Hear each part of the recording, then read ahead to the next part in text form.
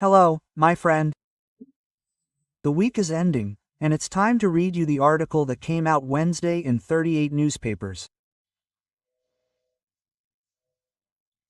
It's quite clear, it was written for Wednesday, because here in Brazil today, the facts are like the earth spins faster in Brasília, right?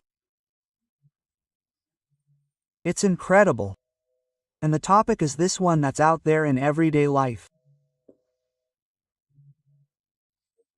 The Supreme Court unbalanced the balance of the three branches of government, overruled the Constitution, and replaced the will of each of the 11 there, from the heads of the 11, with what's written in the Constitution.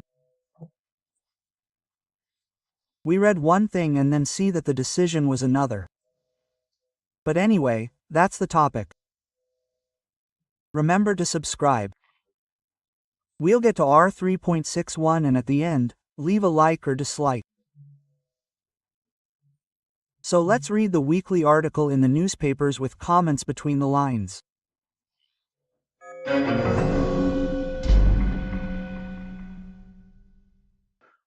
The title is, The Spell Against the Sorcerer.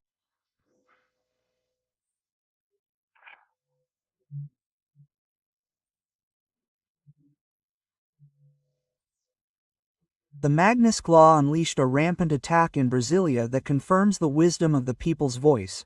What goes around comes around, and with the same coin against the application of the law and the suspension of the visas of 7 Supreme Court justices, there is no one to turn to except those who applied it.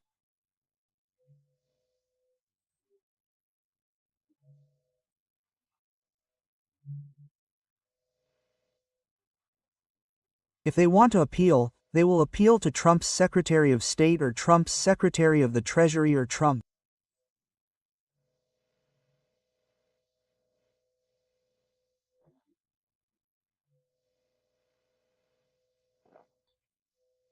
There is no first instance, as felt by those who should be in the first instance of justice and were included in the investigation, in the last instance, in defiance of the patriarchal clause, which requires a natural judgment.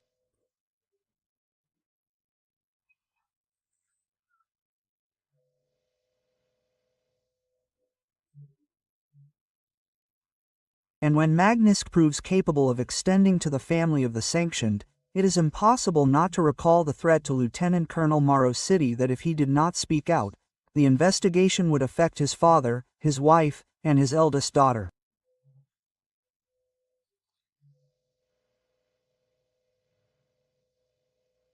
It's a world of upheaval. In Magnitsky, there was no due process, nor a full right to a defense. The Treasury and State Departments conducted the investigations and imposed the penalties. Here, a ritual is being followed, mixing police, prosecutors, and judges, with the same result.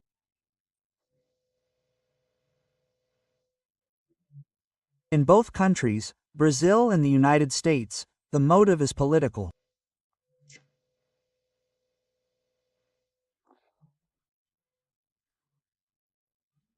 Justice Barroso himself said that the Supreme Court has rapidly become a political court and no longer a political technical department. Magnitsky, in this case, is also political.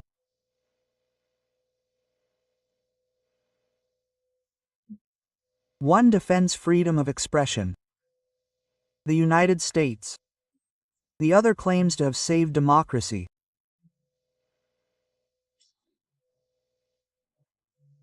A note from Barroso's Supreme Court saved democracy, even though it drowned the Constitution in the waters of arbitrariness.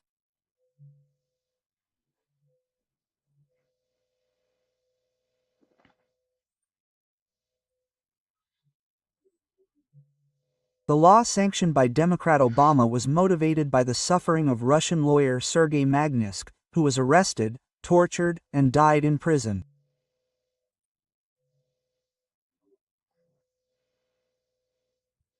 It serves to punish foreigners who engage in similar persecution. There are similarities. Here, lawyer Felipe Martins was arrested and held in solitary confinement to extract a plea bargain from him that would justify accusing Bolsonaro of being a coup plotter.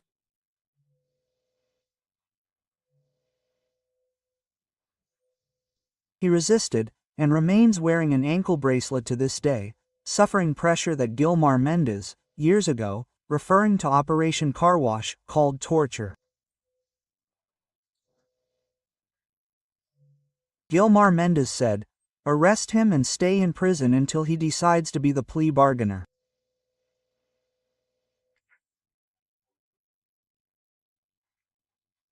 Mauro Cid signed a plea bargain after his father, wife, and daughter signed. Daniel Silveira is being treated almost like a hostage under Ramos.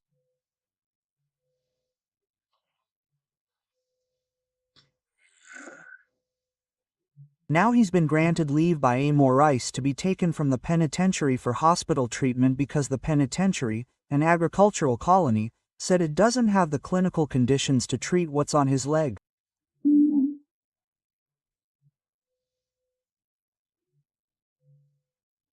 Guys, that leg is scary. I don't know if you saw the photo. Bruises everywhere, and his leg is prone to clotting, right? Thrombosis that can stop in the lungs or the heart and is fatal.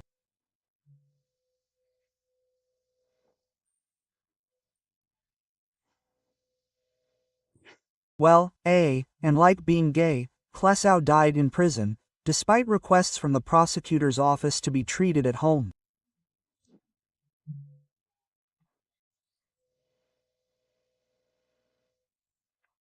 Sergei Magnitsky denounced corruption in the Putin regime.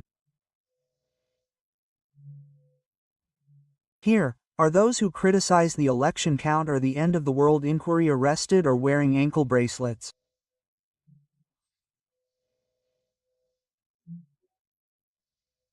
So, we have similarities here that show us why the law is applied to Brazilian authorities.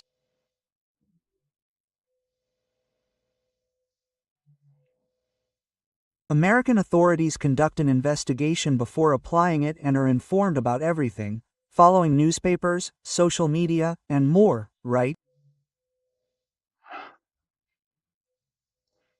Well, the United States representation in Brazil probably has a much better information system than other countries. I don't know what China is like, right? Russia during the Soviet Union, where we had a lot of fun, because we knew all the Soviet spies, drank vodka with them, laughed at them, and joked about communism.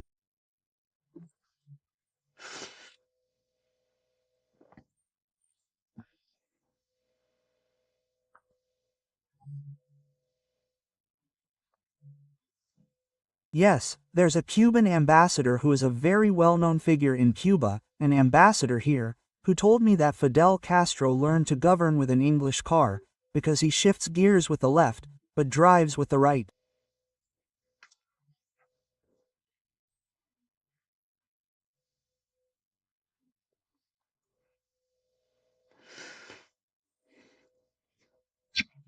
Well, but that subtext was taken out of context, right? New paragraph.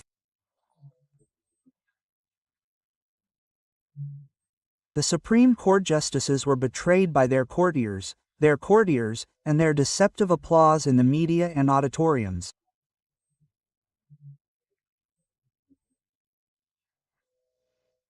The critics were more realistic.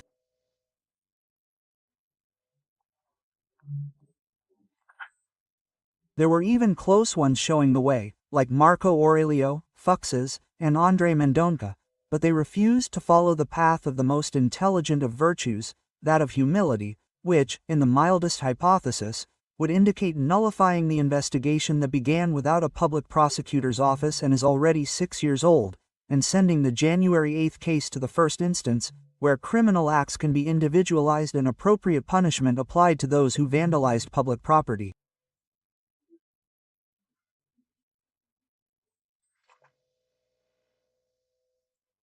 But then, folks, there's the collateral damage.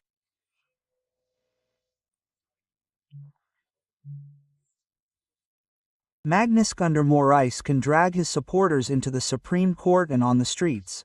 The cry, "Out with Moraes," brought with it a cry for, "Out with Lula," that we hadn't heard before.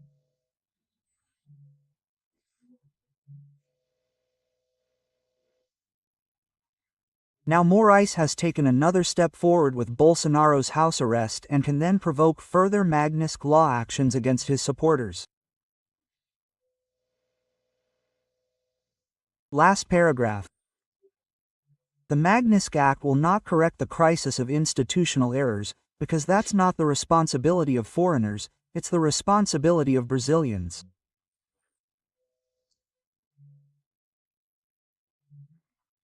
But it shook up responsibilities and brilliance so much that even the fear imposed by political arrests was swept away by the north wind, and people took to the streets on Sunday in almost every Brazilian city.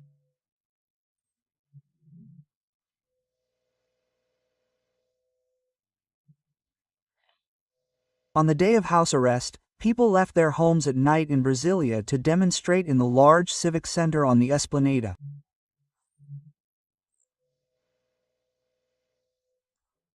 People are no longer afraid to go out. Fate would have it that the Soviet Iron Curtain was torn down by Ronald Reagan.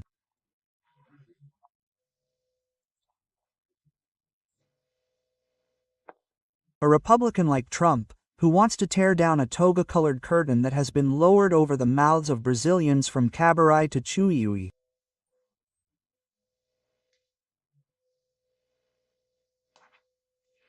From Brasília, Alexandre Garcia.